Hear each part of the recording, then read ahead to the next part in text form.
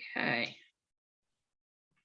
I am not able to record now. So in any event, welcome everyone. My name is Linda Smith. I'm the current executive committee chair of the Loxahatchee group. We have Mary Mertz, an executive director, has graciously agreed to monitor the chat tonight. Our website is easy to find. Just search for the Sierra Club Loxahatchee group. On the bottom of the home page, you will find a list of all of our scheduled events. We currently have 18 events coming up. So please check out the home page at the bottom for the calendar. We also have our newsletter, the Turtle Tracks, that goes out at the first of the month. If for any reason you're not getting it, please check in your folders such as spam or trash. Some members have been indicating that they find it there. And if you're still having problems, try signing up again for our newsletter, again on our homepage of the website on the right-hand side. Please note, you don't even have to be a member to get our wonderful Turtle Tracks newsletter. We have 5 different Earth Day events in April, which was quite a haul. And there is one more yet to go, this Saturday at Okehele Nature Center. We also have a book signing event on Wednesday, May 4th. It's not too early to get started on your summer reading list. So please contact Glenn to volunteer. And Glenn, if you'd like to put your email address in the chat, people can check into it as the meeting proceeds. Our committee meetings are listed here, and they're also obviously listed on our website homepage in the calendar. We have lots of exciting things to do, and more things are coming up all the time. This month, our website has a new addition, a wonderful article, in-depth article on the White House's goal of 50% of all new light-duty vehicles powered by clean energy by 2030, written by Mike Fitzpatrick. So check out our new wonderful article on green-powered vehicles. I wish our Zoom room was this full every month, but to get more involved, check out our volunteer opportunities. Excuse me. Conservation is one of our cornerstone committees, as you can imagine. And we have a lot of exciting things going on this coming week. We have on Tuesday, May 3rd, the Matters by the Public. If you show up at the council chambers in Palm Beach, in West Palm Beach, you can speak for 3 minutes on any topic you'd like, whether it's reducing single-use plastic, preserving more natural areas, perhaps trying to save our conservation preserve, that would be great. And on Wednesday, May 4th, we have 3 different projects that we're fighting in the Ag Reserve.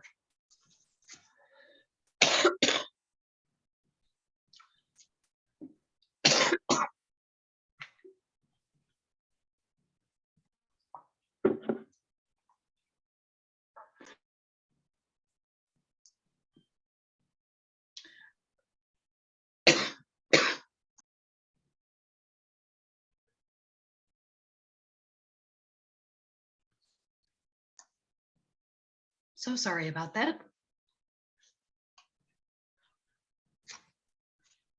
Are you okay? Trying.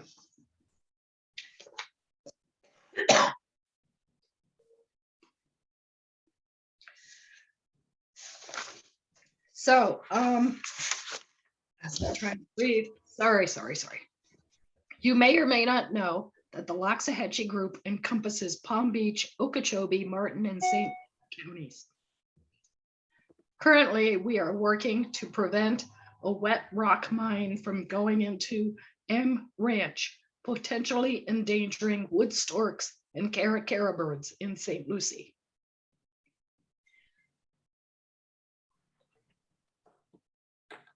We are working to help finance professionals and rally citizens to help protect this area of St. Lucie County.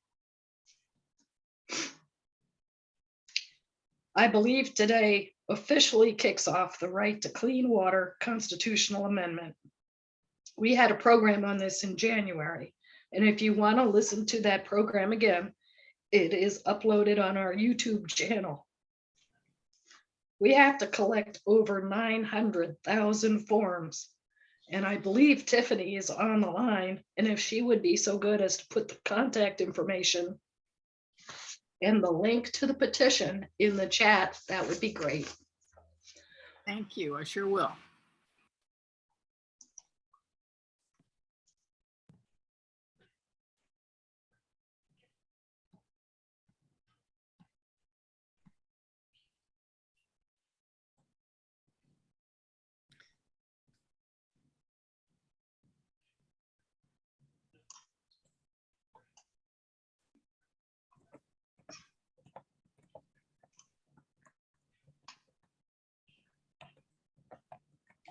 Please mark your calendar for our next meeting, which is going to be Thursday, May 19th. That's 1 week earlier than normal, but it's Conquer Eco Anxiety with Eco Happiness. Sandy Schwartz and Meryl Davids Landau will be the speakers. They are our own homegrown authors that are members of our Loxahatchee group. We changed it up just 1 week just to keep everybody on their toes. So please be sure to mark your calendar for Thursday, May 19th at 7:30. We're going to have a mystery question at the end of tonight's presentation. The first person to get the correct answer in the chat will win. We have 2 great prizes tonight. We have a Sierra Club hat and a special VIP tour for 6 to Busch Wildlife. Just think what a hit you would be with your family and friends and neighbors to take 6 people on a special VIP tour of this wonderful facility. Mary, do we have any comments or questions in the chat? Let's see. No, not yet. We do have a request to put the website up again. I'm not sure if that means the Loxahatchee website, I would imagine. And somebody already, Ron just did that, so I think we're good, Linda. Linda, this is Drew. Can you mention the times? I put it in the chat, but I guess I didn't see it for Tuesday and Wednesday so people know what time that they should arrive.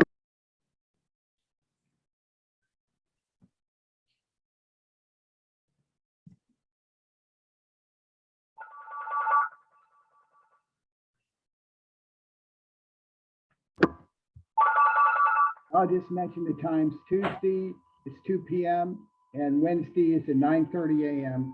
and that's at Olive at the County Commission Chambers on the 6th floor. Thank you, Drew. I think the least talking I do, the better.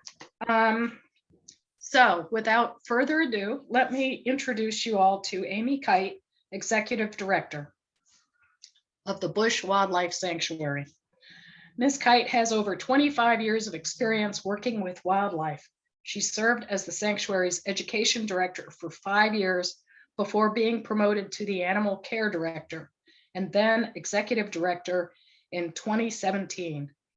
Prior to coming to the sanctuary, Ms. Kight served as a Palm Beach County wildlife officer and holds multiple certifications, including Florida Animal Control Officer, Chemical Capture, and is an internationally certified wildlife rehabilitator.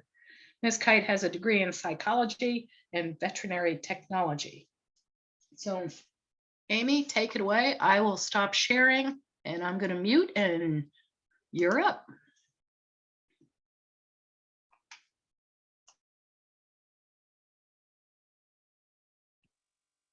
All right, I'm trying to figure it out. Can y'all hear me? Somebody, anybody? You're a little, maybe you could lean into the mic. It's a little hard to hear you. All right. Let's see here. I got it on the. There we go. Is that a little bit better? It's Yeah, better, but you can still maybe even lean a little bit more in so you're easier to. Well, I turned my Like that. sound up. Maybe that would help if people increase the volume on their computer speakers.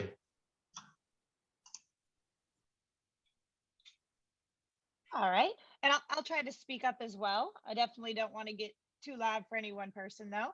Um, First off, thank you very, very much for having me. I greatly appreciate it. Um, I'm very used to talking to a live audience in person and kind of getting feedback and working off that kind of energy. So the Zooms are often a little awkward for me. So I apologize about that. I'll do my best. Um, First off, I just wanted to give you a little bit about Busch Wildlife Sanctuary. Um, if you haven't been here before or you're unfamiliar with us, in a broad stroke, we are a 501c3 nonprofit organization. And our goal is the protection and conservation of Florida's wildlife and natural resources. And first and foremost, we're a wildlife hospital. So we take in sick, injured, and orphaned wild animals. Native is our primary goal, and we want to get them better and get them back out into the wild as soon as possible. Uh, we got we're up to about 6,000 patients that we take in every single year. And that's been steadily increasing for a number of years now. What we recognize is that about 90% of the animals that come to us are affected by humans. So we get, car accident victims, we get gunshot wounds, electrocution, attacked by people's pets, kept illegal as pets. And so that's really where we recognize that the wildlife hospital portion is much more of a humanitarian effort. And it's the education that really needs to be key if we're going to try to make any headway in taking care of this problem on a larger scale. Uh-oh, I didn't mean to go forward. I was trying to see what the chat said. Sorry. Some of the animals here that you see on the screen, you've got the little Eastern screech owl. That's Chewy. He was hit by a car, and he is a permanent resident with us. He actually came with me, oh gosh, it's been, I guess, 2 months ago now, or a little over that, up to Tallahassee for Palm Beach County Days, where we went up to lobby for funding for our new facility that we're building. And I'll fill you in about towards the end of my presentation. Right underneath him there is Tamala. Tamala is what we call a representation of a Florida panther. He is technically a mountain lion. He came to us by way of wildfire. There is a facility similar to Busch Wildlife Sanctuary out in California. Tamala was found at about 5 months old, severely burned on his face and his feet, and he went to their facility for rehabilitative care. The state of California deemed him non-releasable because of vision issues and being too used to people because of the medical care he was receiving. And so he became a permanent resident. They didn't really have space. We had an open yard. We were happy to give him a home. The little ducks in the upper corner there, those are just some of our standard patients that we get in every year. Just below is a barn owl that we were releasing back in the area where it came from, up in Vero Beach. And then on the bottom corner is one of our fan favorites. That's Earl the flying squirrel. And Earl has kind of a cute little story. It was an older woman who lived alone, and apparently she found Earl and thought he needed help and took him in. And as you can see, fed him quite a bit. He's quite a round little fellow. And her family actually came to check on her. They were moving her in with family because she needed more assistance. And they're like, "Hey, mom, what's in the cage?" "Oh, that's just Earl." He was obviously very used to humans at that point and could not be released back out. So he is also one of our educational ambassadors here at Busch Wildlife. This just goes into a little bit more detail of some of the species that we take care of. We are here 365 days a year taking in wildlife.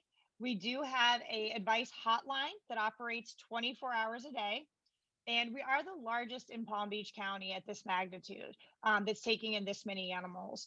And you'll see there that the number of animals we've been taking in has increased almost 30% in just the past few years. And you've got more people moving into Florida, more wildlife being displaced, more run-ins with wildlife. And that's what you end up seeing is these animals needing more help from us. Some of the photos is the top two are bald eagle that I'm going to tell you more about in a little bit. And then the bottom ones down there is one of our otters getting some x-rays and then evaluating an x-ray of a turtle that was brought to us.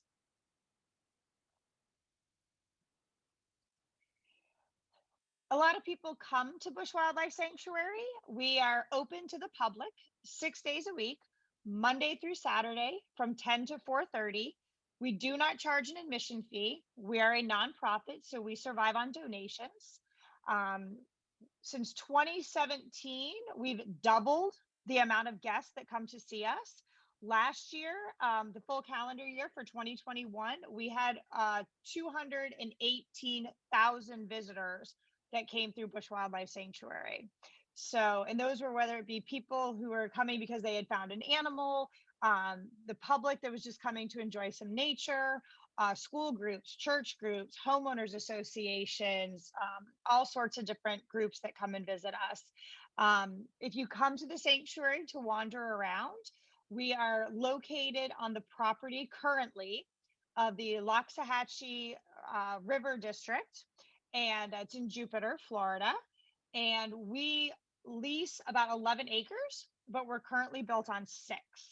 And so people can come and wander around here. We've had a wonderful partnership with them for about 2 decades now. And we've got pine flatwood areas, we've got our cypress swamp. So we always urge people to come. I'm very, very proud that we do 600 free programs annually. 6 days a week, we have our Wildlife Encounters program. We have story time for toddlers on Wednesday. We have Hunters of the Sky on Thursday. And as of recently, we've added American Sign Language programming, Spanish programming, and our hope is that we're going to secure funding to offer Creole programming as well. We want to do our very best to make sure that when people come here, they really understand that these animals aren't in a zoo.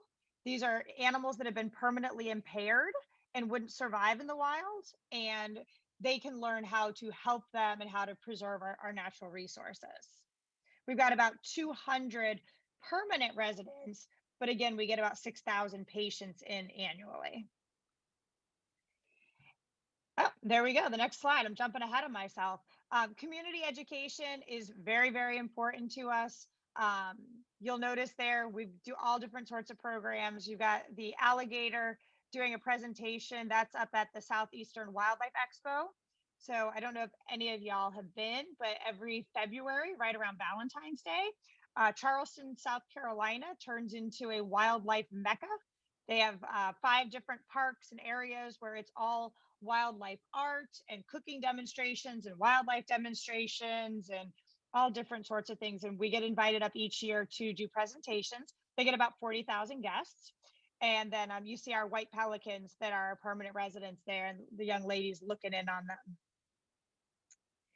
Again, this is just kind of by the numbers.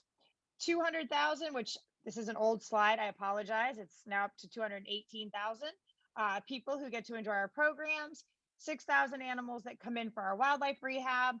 And something that most people, you know, are kind of floored by is we cost about $1.7 million annually to keep the doors open. And 98.5% of that comes from private donations, grants, fundraising events. We get very, very little from the government. And what we do get is actually tourism dollars. It's for being a tourist attraction, but not really for our rehabilitative or our education efforts. This just kind of tells you how Busch Wildlife Sanctuary evolved. So we started down in Miami in 1983. And it used to be called the Wildlife Rehabilitation and Environmental Education Center. And it was a group of friends who just got together, started doing some wildlife rehab and little presentations that went along with it until 1992 when Hurricane Andrew came through. And it basically, of course, you know, decimated Miami and Homestead area. And the group of friends were all focused on their individual efforts and just managing. And they kind of turned it over to one person, and he relocated up here to Jupiter and started doing still called Wildlife Rehab and Environmental Education Center in his own backyard, and got a call from Peter W. Busch, who is part of the Anheuser-Busch family. He owns a beer distributorship called Southern Eagle, and he's up in Vero Beach. They just expanded into Brown's territory down here in Palm Beach County, but for many years is up in Vero, Indian River, Port St. Lucie area. And they were looking for an eagle to be their mascot, if you will, to do some photo ops for marketing campaigns and things like that. And at the time, there was an eagle here at our facility, and they started using him. His name was Kua. And at that point, Peter Busch, very soon to that, found some owlets. A tree had come down in a storm, and a nest of screech owls had come down with it, and started calling around and realized that there really wasn't anywhere to take these animals. The government didn't get involved, and the veterinarians, private vets didn't get involved. And so that's when he decided to kind of put his money where his mouth is, if you will, and gave the seed money to create what is now Busch Wildlife Sanctuary. It's where the name comes from. And at the same time, we were working on the agreement with the Loxahatchee River District to rent this property. So it was right around 1996 that construction began at our current location, and then opened to the public in 1997. And since then, we have just grown exponentially. It's been quite a crazy ride. And if you come here on a Saturday afternoon, there's no parking, and we've run out of space for building any more enclosures or expanding our efforts. And so that's why some of you may have heard that we have purchased our own property, and we are going to be moving next year. And I'll get to that a little bit. What I kind of wanted to do is just take you guys through what we call our 4 pillars of what we do at Busch Wildlife. So it's rescue, rehabilitate, release, and educate. And like I said, I'll finish up with the overview of our move that we have going on. So when it comes to rescue, what I did was I took a quick snapshot out of our database that we keep for the animals. And these are our most prevalent cities where the animals are coming in from. And yes, things close to us, Jupiter, where we're located, is obviously number 1, but you can see how many of the animals are coming to us from West Palm, Delray, Boynton, Loxahatchee. We've gotten animals in from Connecticut, believe it or not. It's kind of a fun story with that one. We get animals from all over the place. And right now, because of different factors that are going on as far as avian flu and other things that are going through animals, a lot of other facilities have stopped taking any kind of animals in when it comes to wildlife. So we're really seeing an influx at this point. Next is just some of our rescues that we've done that I thought you guys might get a little bit of a giggle out of. Because they are some of the more unique ones. And I figured this might be something different that I can bring to your group.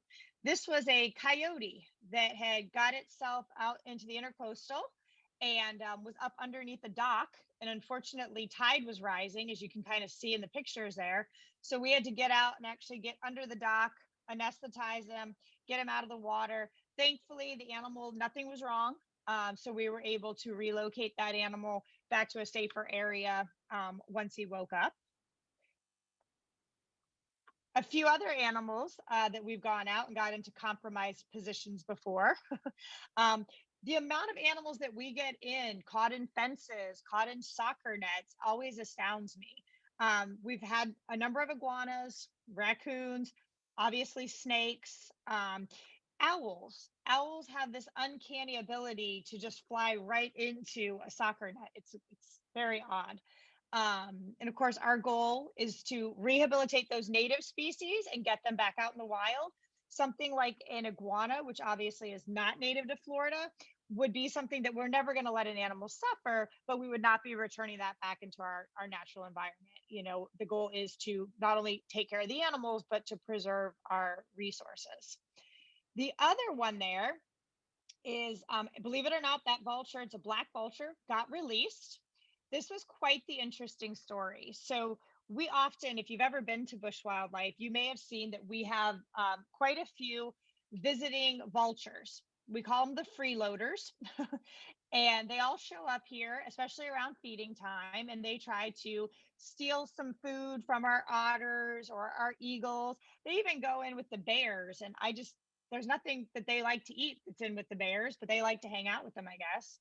And this particular vulture will never know if it randomly found us or if possibly somebody dumped it here, but it had this dart that was going through its chest, and it could still fly and it could still run, and we could not catch him for the life of us.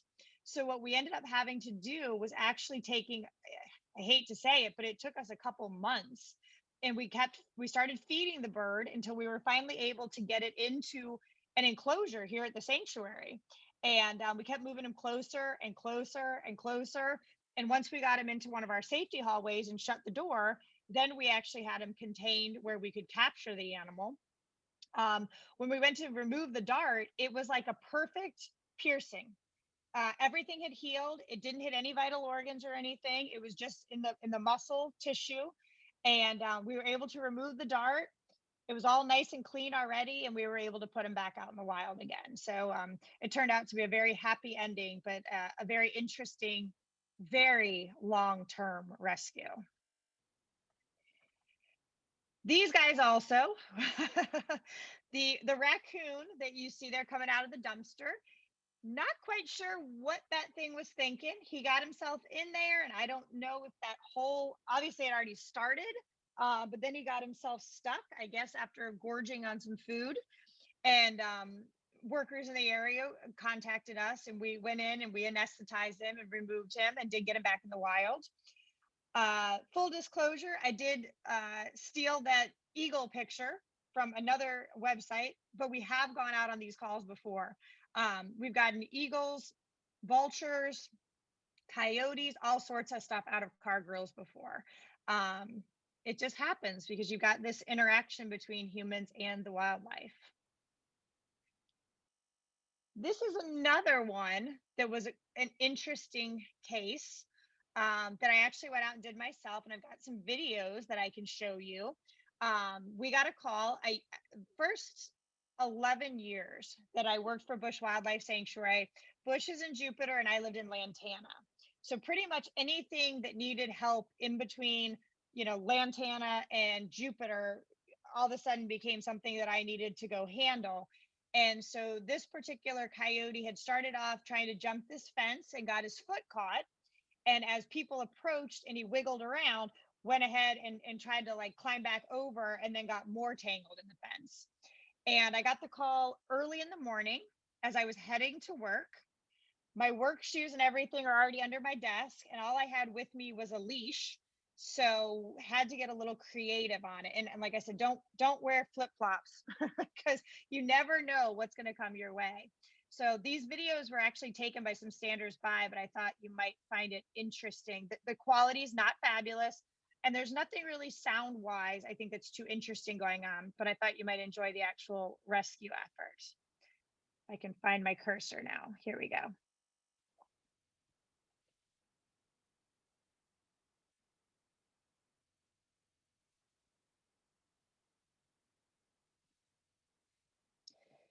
So I didn't have any anesthesia or anything like that with me.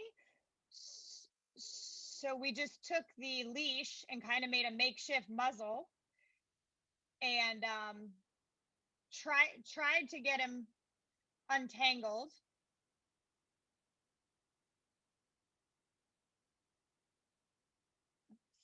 We'll flip over to the other side once we got the wire cutters.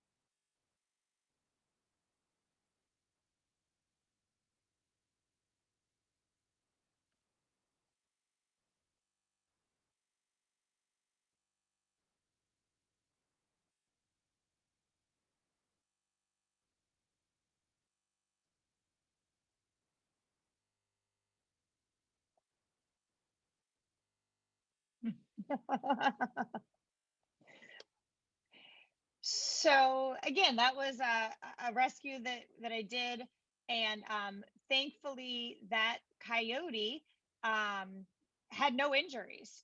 It was actually in really, really great shape. Brought it back to the sanctuary, and we did anesthetize and do full X-rays and everything to see if there was any damage to that leg, and there was not. And we were able to release it that night.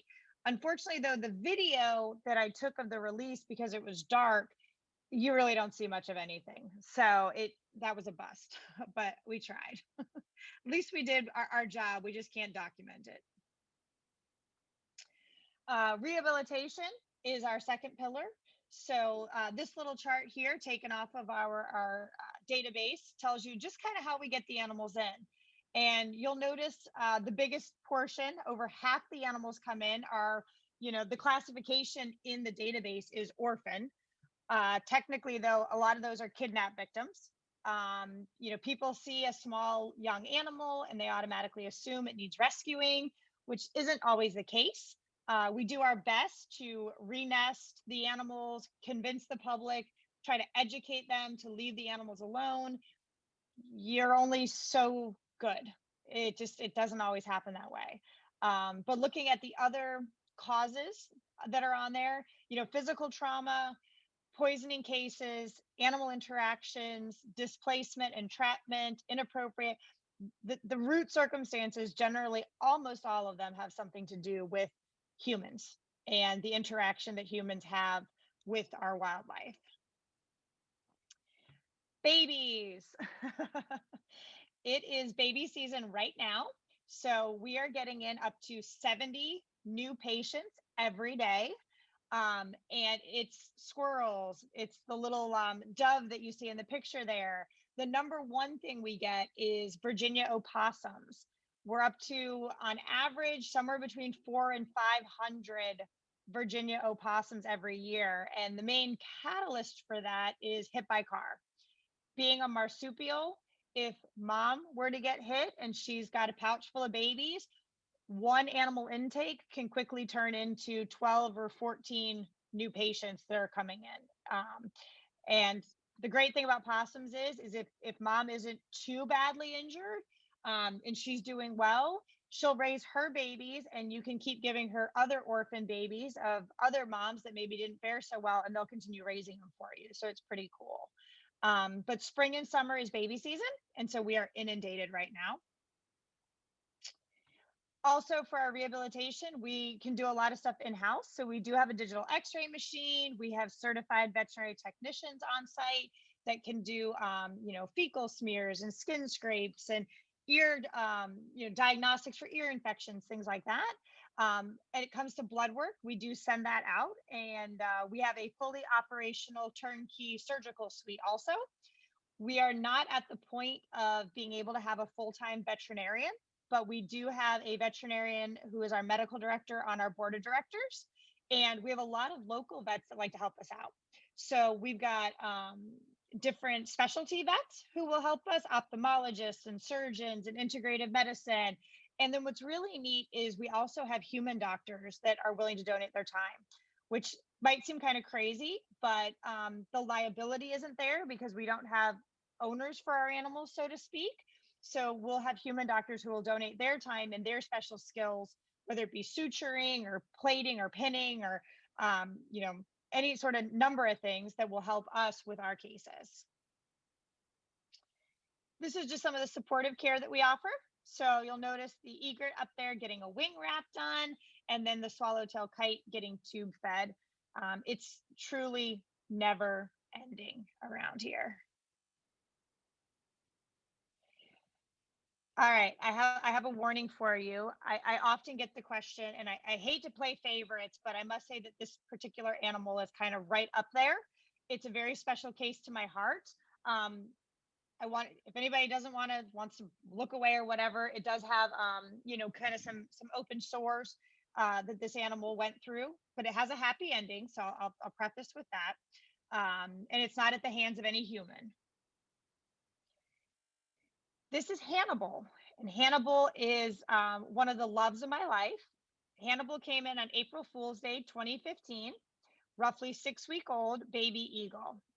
And it was a very interesting case because you can just see, normally I would never handle an eagle without very thick gloves on, but this bird was in such bad shape that I thought, okay, you know what I mean? It was just more get this bird taken care of than anything. At this point in my career, this was the youngest eagle I had ever dealt with. A Eagle Watch volunteer had been watching this nest. Mom and dad had been coming and going and taking care of 2 eaglets, and got to the point where the eaglets had fledged the nest. They were headed off. Volunteer went back to the nest a couple days later to see if anybody was just still kind of hanging around. So it was just by chance. They didn't have to go back, but by chance they just went out of curiosity. And what they found was there had been the entire time a 3rd eaglet in the nest that they never knew about and they never spotted. And so it was on the ground at this point. So this little extremely emaciated, extremely dehydrated, covered in, it's kind of hard to see in the picture, but all around the head, there was all these scars and wounds and scabs, and no idea how it survived. It obviously wasn't being cared for by the parents. So right there, it probably shouldn't have made it. And then second, the fact that it fledged out of the nest was kind of incredible. But it, and again, I'm probably putting too many human emotions into an animal, and it's survival, but survival told this animal that it had to get out of the nest. And so Hannibal was brought into us. And that very first day after we got Hannibal stabilized, if you notice the eye there, I took Hannibal to go see a veterinary ophthalmologist. And she looked at him and she said, "I'm pretty sure this bird is blind. And my recommendation would be that, you know, you humanely euthanize." And I normally listen to my vets, but just something told me that this animal really was struggling to survive and it deserved a chance or at least a good meal. And so I brought Hannah back here and defrosted some food for him. And when I opened the door to the cage, thinking this was just going to be kind of a, sorry to say it, a last meal type situation, that bird reached out, ripped the food out of my hand, and that proved to me that that bird was not totally blind. There's no way that that bird didn't see it, you know, could catch it the way he did. And so I decided to keep moving forward, and I kind of disobeyed my vet there, but I'm really happy I did now. This is April 14th. So this is just 2 weeks after Hannibal came in. That's that same side of the face that you're looking at there. All of a sudden, as Hannibal started to get better, this growth started to form on that side of the face. And you can see it basically completely occluded the eye. And we originally thought it was some kind of abscess that had popped up. So we had gone in and debrided it and cleaned it all up. And of course, at this point, this poor little thing was on so many different antibiotics and pain medication and topical ointments, trying to keep that eye lubricated, that Hannibal was actually going home with me. And at one point was on 6 different medications, 4 times a day, 10 minutes apart. And we had a little timer set up in the kitchen so that I made sure 24 hours a day, we were getting everything we need. As I move forward, they're going to see some more pictures like this. So I apologize if it's, you know, you can please look away. 2 days later, so 2 days after we debrided it and cleaned it up, we called it the barnacle. This growth took over the whole side of the face. And it's kind of embarrassing, but if you notice, Hannibal is just sitting in the seat of the car right next to me. I do not advise this. I was in a bit of a panic. I wanted to get him to the vet ASAP, and he wasn't feeling so hot. So I figured, you know, I just, what is it? Do as I say, not as I do. Don't ever put an eagle in the passenger seat and go driving, but it was not far. Just 5 days later, you can see the extent that that had grown. And we were really at the point of not sure what we were going to do with this bird, because this was just, now please recognize too, the other side also had much smaller scabs and had an ulcer on the eye as well. So that was April 21st. So at this point, Hannibal had been with us just almost 3 weeks. And it had actually gone beyond what our veterinarian felt comfortable working with. So we called our ophthalmology specialist again, and she came in to perform surgery to remove the barnacle and reconstructed his face. And it's amazing. It's absolutely amazing to me. What had happened though, what we found out, of course, we sent that out to the lab, and we found out that little baby eagle Hannibal had actually was suffering from cancer. It was squamous cell carcinoma that the bird was suffering and battling. Thankfully, we did get all of the edges from the, clean edges, clean margins. The eye had suffered some damage and wasn't doing well. And there was also some sinus issues that were involved with it. But that was right after the second surgery to remove the growth. Squamous cell carcinoma has about an 85% return rate when you're talking about birds of prey. And so that right there, along with the limited vision, made sure that Hannibal was not going to be able to be returned back to the wild. That's a couple months later. And it's astonishing to me. Still a baby there, but doing well. You can actually see under the eye, there's a little bit of discharge, and that's what we were dealing with sinus issues. So unfortunately, over time, and as Hannibal continued to grow, the sinuses and that eye really became a management issue. It was very painful. And a couple years later in 2017, we actually had to remove that eye. It was having pressure issues and causing a lot of pain. And it's called an enucleation when you remove an eye. And so Hannibal had that eye removed. It wasn't much of a functioning eye anyway, so it worked out for him. And that was 2017. And there's Hannibal now. Hannibal is definitely a star of the sanctuary. I get emotional every time that I see these pictures and I see him. That's Hannibal with one of our handlers at the Southeastern Wildlife Expo, teaching people about eagles. And to me, I put this out every time I talk about this bird. I just feel like there's more of a story here. So far, there has been no recurrence of cancer for this bird. He's a story of survival. He's a story of strength, learning to adapt to being in captivity. And I just think there's a greater thing there. So if anybody writes children's books or has an idea, I just know that he's destined for more than we've been able to share his story with. Releases. Obviously another one that makes me emotional, but it's definitely one of the most gratifying parts of working here and doing what we do. And I figure there's no better way than to actually show you some of our releases. So this is a little compilation video, and I hope you enjoy it.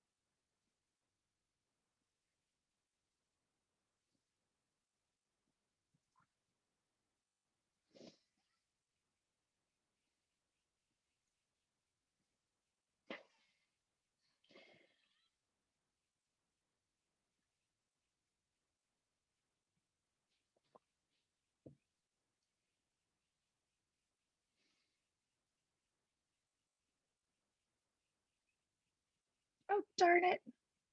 I'm so sorry. I was trying to figure out how to get the cursor back. That was the end of it anyway, though. Very close. I'm sorry. All right, now where's my cursor? Okay, here we go. It came back to me. I'm sorry, I am not tech savvy at all. So my sincere apologies, but that was the end of it there. I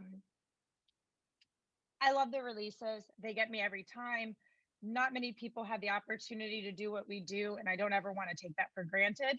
That's why I got into this business. But as I am getting older and as I am realizing that, my time is probably halfway through my career, maybe give or take, that how much I really enjoy watching the next generation of kids come through. I am an only child. I have no brothers and sisters. I have always been kind of a mini adult. So it's actually really fun to watch them and see how excited they get. We have our junior naturalists, which are our 9 to 14-year-olds that come here and they actually learn how to care for the animals and do the programs. And then we now have introduced our mini naturalists, which is our 5 to 8-year-olds. And there's just nothing better than that little one's face, just so excited to be holding our pine snake bark. We do our best here to try to make it as fun as we can. We have our Discovery Center, which is our interactive portion where the kids can come in and crawl through gopher tortoise burrow and learn what to do if they find an animal. And then, of course, we have our education animals where the kids come on tours. But we also try to make sure that we hit everybody we can. So we go to all different sorts of events. I know we've been doing a lot of the same Earth Day events that Sierra Club's been at. And then, of course, we'll do our stage presentations and everything as well. So we'll pretty much talk anywhere someone will let us. That being said, as I've been telling you and teasing all along, Busch Wildlife Sanctuary has really gotten to the point where it's the next chapter for us. We have been at this location for over 20 years. And with the increase in the animals that we're getting in and the increase in the visitors we're seeing, we need to expand. And while we would love to stay where we are, there's just not the room here for us. The Loxahatchee River District is also expanding, not necessarily expanding their capacity because of the amount of people here. So they aren't able to really give us the opportunity to do any more building. So we decided to purchase a home of our own. We're giving up the renter's life and becoming owners. And we purchased 19.4 acres, just about 5 miles west of where we're currently located. So we'll be on Indiantown Road and Rocky Pines in Jupiter Farms. This was kind of a hot topic piece of property a couple years ago. It was purchased to become a soccer field. And the neighborhood out there was not happy about that and the impact they felt it would have on their rural area. And didn't work for that gentleman, but thankfully he was actually someone who had supported Busch Wildlife and liked bringing his kids here. So when I reached out and asked if he'd be willing to sell it to us, he was very happy to. So it worked out really, really well. If you notice over to the right of the screen, which would be the northernmost part, be closest to Indiantown Road, is our rehabilitative efforts. So we'll have a wildlife hospital that's about 4 times what our current one is, with more capacity, 2 ICUs, 2 nurseries, an aquatic rehab, a rabies rehab, a quarantine suite, all sorts of fun stuff. The center section is roughly 10 acres, and that will be all of our educational efforts and what we're open to the public. And then there's just about 5 acres that we're leaving natural. And there's natural wetlands that we're preserving on the property and over 500 native trees that we're preserving. Along with that, we're going to be adding trees as well. We obviously have trees that did have to be removed. We are relocating what we can, and then we're replenishing what we could not. And then what I'd like to do, you go to a lot of places and they have these stone pavers. And for a donation, you can have the paver engraved with your name. But then in my opinion, you're always kind of walking on them. And the ones in the middle of the lane get worn down. And I don't really like walking on somebody's little legacy that they're leaving. So instead, our intention is to have a donor wall so people can make a donation to get their name on the wall. But what those donations equate to is planting a tree. So we'll have different levels, and maybe $100 is a pine tree and 200 is a palm tree and more for a cypress. I haven't worked out all the kinks yet, but we really want to make sure that any of those little open areas that you see, we will be repopulating with our native plants, and trying to really create the same magic that we have at our current location. This is another little video, just a couple minutes, and it's actually going to show you the property, and then it'll overlap what is going on that property, what Busch Wildlife will look like next year when we move. No, where did it go? I am so bad at this. I am so sorry. I keep losing the cursor. There we go. Okay, play.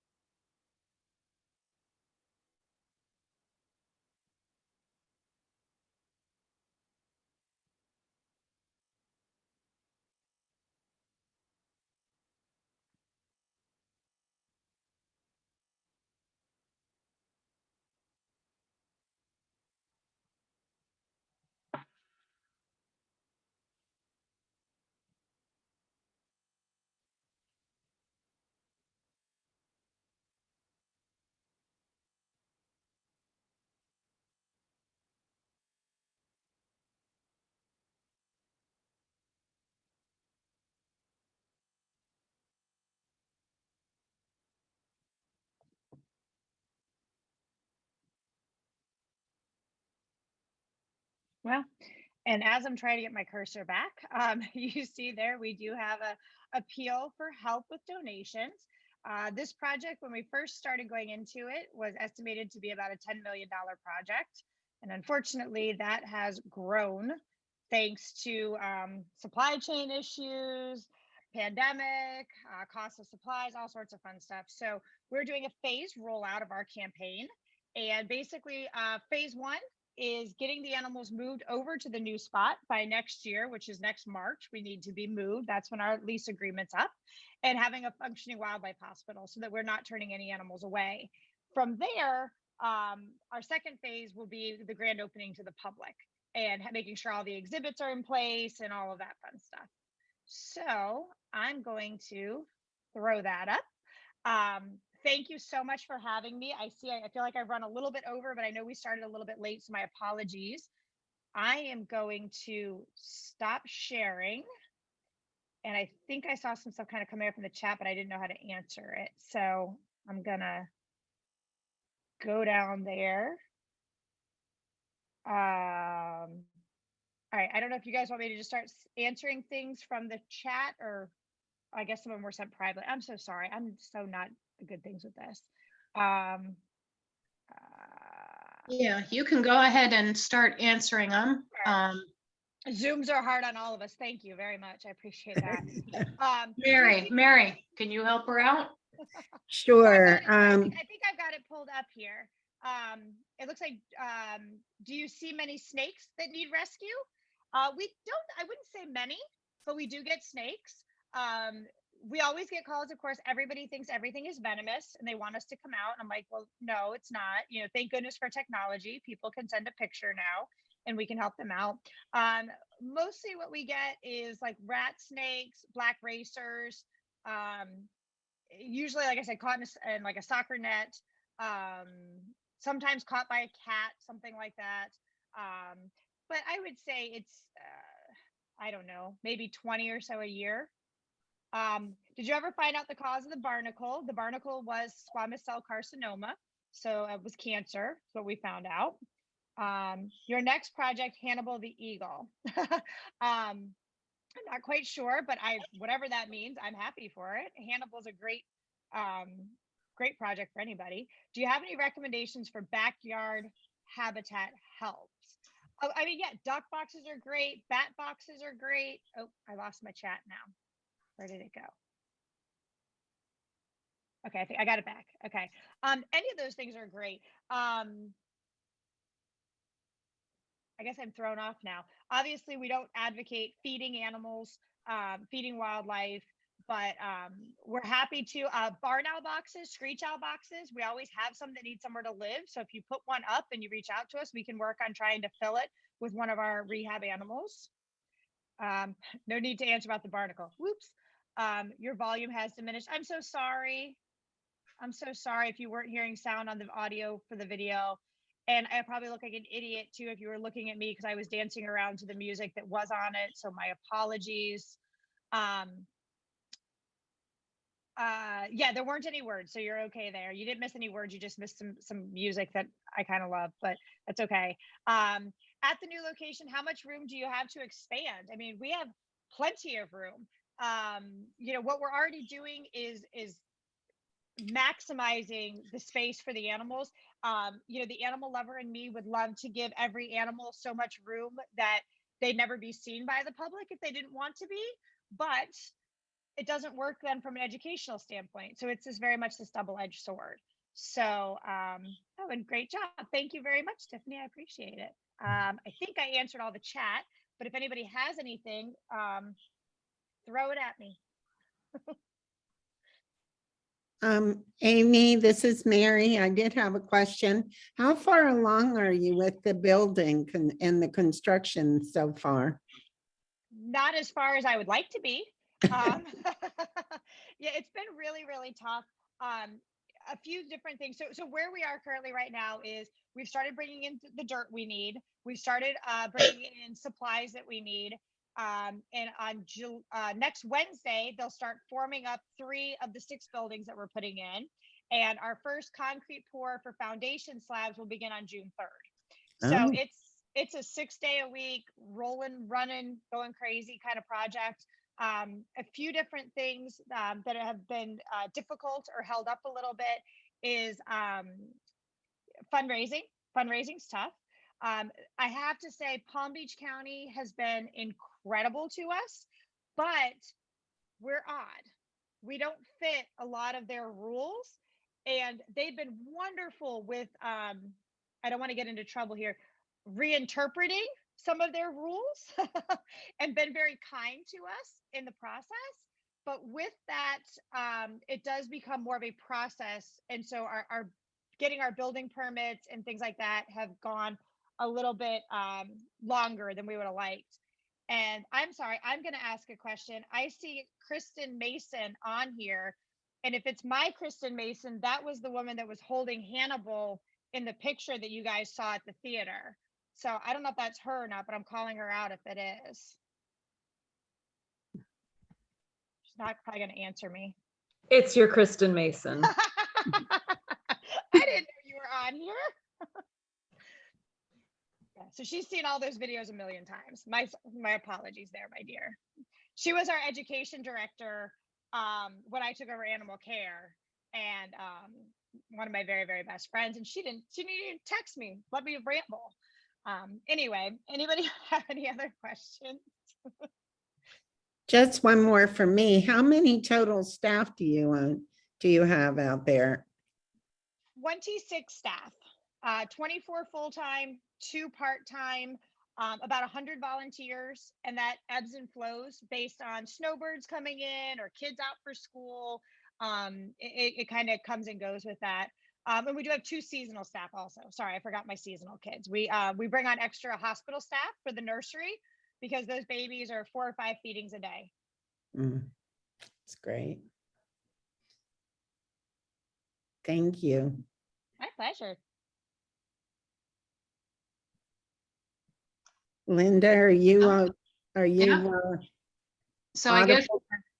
yeah, so I guess it's time for the mystery question. Remember, you're playing for a VIP tour for up to 6 people and a Sierra Club hat. So everybody get your fingers on the keyboard, and it's going to be 2 slides there. How many animals does Busch take in every year? Do, do, do, do, do, do, do. Anybody? Yep. Mary, I think you've got it. Would you agree, Amy?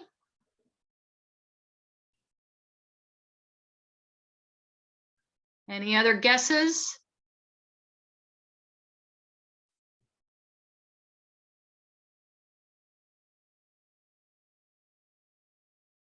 Okay, Amy, do you want to confirm the winner? Oh, Amy, you're muted. Uh-oh. Sorry about that. Miss Mary would be our winner there with 6,000. Oh, wow. That's great. You guys do a phenomenal job. That's an amazing number of animals that you help. Well, thank you. I might make Kristen do the tour. She hasn't done one in a while. She needs to sharpen her skills. Oh, that's what you get for attending. Right? Okay, well, Mary, if you want to turn off the recording, we're going to move on into the open